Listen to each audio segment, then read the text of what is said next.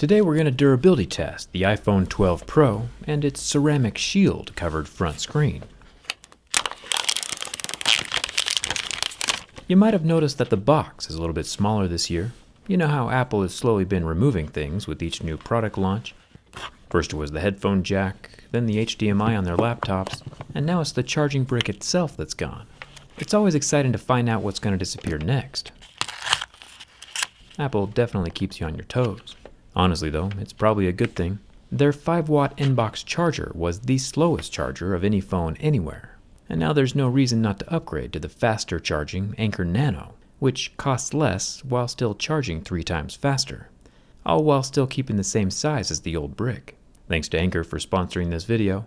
Now iPhone users will get to experience the fast charging that Androids have had for years. I'll leave a link down in the video description that'll give you a 10% discount off the Anker Nano. Because you know if Apple isn't going to hook you up, Anker for sure will. Now it's time for the durability test. Let's get started.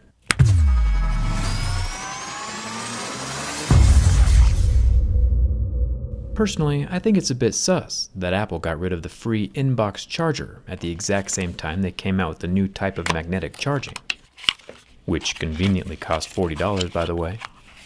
I'm sure it's all just a coincidence though. Just like how the headphone jack disappeared at the same time the wireless AirPods came out. You know, totally normal behavior.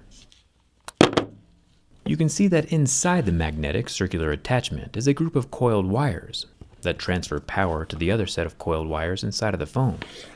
We'll have to see what those look like for realsies when we open them up for the teardown video. But while we're here on the outside, we can see where the magnets are located with some metal shavings. The magnets form a perfect circle around the outside of the copper coils. Thumbs up for that. I think it's kind of cool, even if you aren't able to keep your credit card and phone in the same pocket anymore.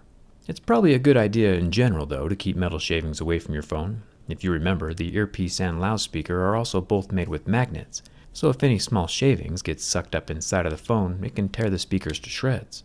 I'm sure the IP68 waterproofing will help keep the dust and shavings out, but still, it's better safe than sorry.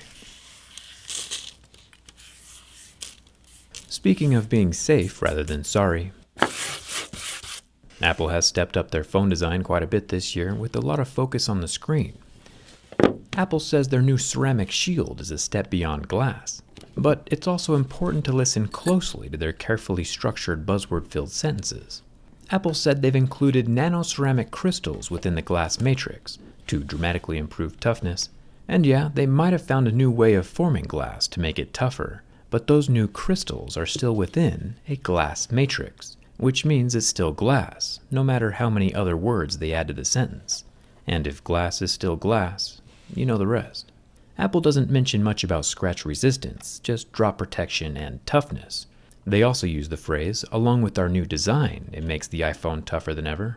So it's not just the new glass. I think a large part of that 4 times more drop resistance comes from the design, with the glass totally flush sitting just inside the surface of the frame. A piece of glass has 6 sides, front, back, and all 4 edges.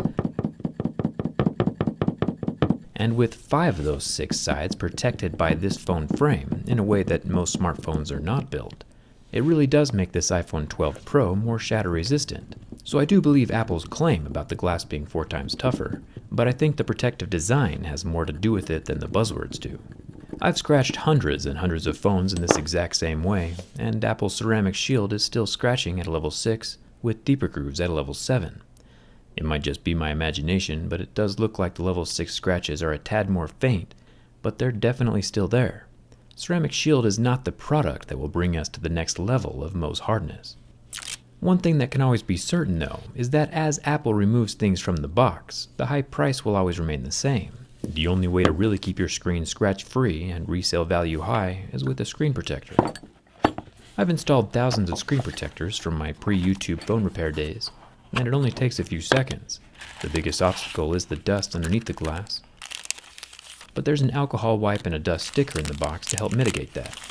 The screen protector is held in place by a thin layer of nano adhesive, so there's no residue left on the glass when it's ever removed. And since the iPhone 12 Pro display is totally flat, the precision cut screen protector makes it look like it was meant to be there. Just like you wear safety glasses to protect your eyes and a mask to protect your lungs, a screen protector is a cheap way to avoid a lot of future regret. I'll leave a link for Dbrand screen protectors down in the video description. Plus, these aren't your normal plastic rubbery screen protectors either. It's an additional layer of protective tempered glass. And as we know, glass is glass, and glass can. It's much easier to replace a $10 screen protector than it is to replace a $270 display. I'll leave that link in the description.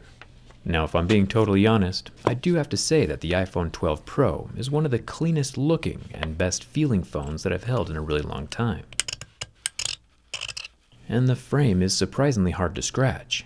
The sides of the iPhone 12 Pro are made from stainless steel, and since my razor blade is also made from stainless steel, they're having a hard time damaging each other. The paint is obviously still going to scratch off. Most phones are usually made from softer aluminum.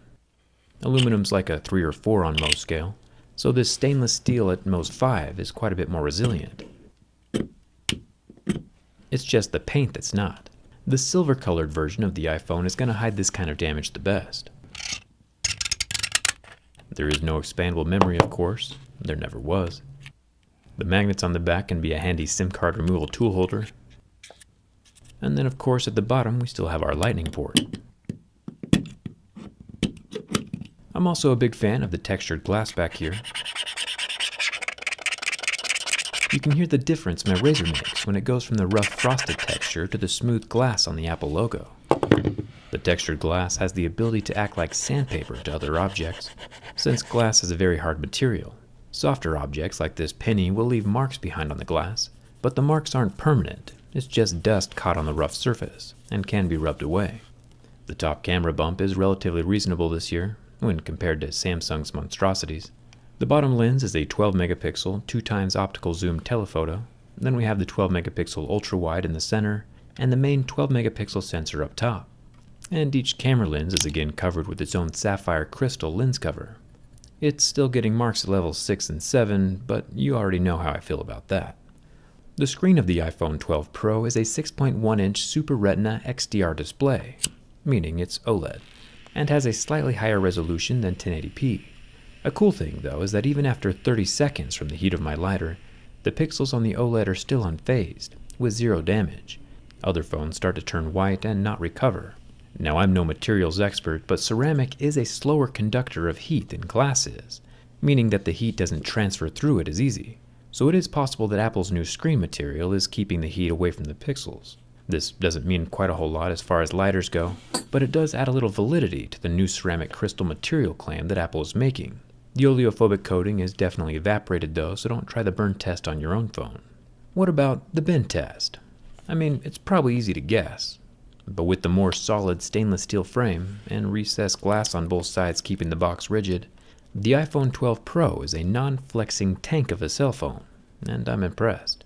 No bends, kinks, or cracks of any kind in the frame. Apple is, and always has been, premium and expensive, but at least lately the materials have started to match the price tag a bit better. I used my last phone for over 3 years, and I've only had my current phone for about a year, so I'm not ready to upgrade just yet. Maybe someday I'll try out the iPhone again, but I'll wait till next year's iPhone 13 Pro Max Ultra Plus 6G No Screen Edition before I make up my mind. I'll leave links in the description for that stuff Apple forgot to include, like the charger and screen protector. Let me know what you think of Apple's new phone down in the comments. You cool with them leaving out the charger? Come hang out with me on Instagram and Twitter. And thanks a ton for watching. I'll see you around.